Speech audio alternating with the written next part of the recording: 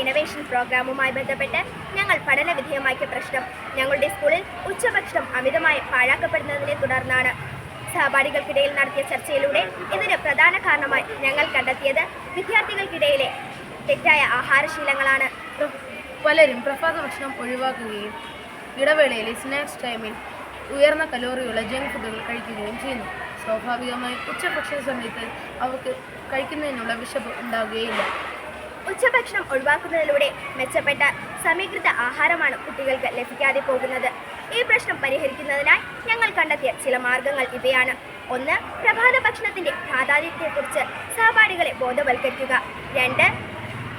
Snacks സമയം KG വിദ്യാർത്ഥികൾക്ക് മാത്രമായി പരിമിതപ്പെടുത്തുന്നതിൻ്റെ പ്രായോഗിക തലത്തെക്കുറിച്ച് അധ്യാപകരുമായി ചർച്ച ചെയ്യുക. ഇപ്പോൾ ഞങ്ങളുടെ കൂട്ടുകാർ പാഴാക്കുന്ന ഭക്ഷണത്തിൻ്റെ അളവ് കുറഞ്ഞു വരുന്നു.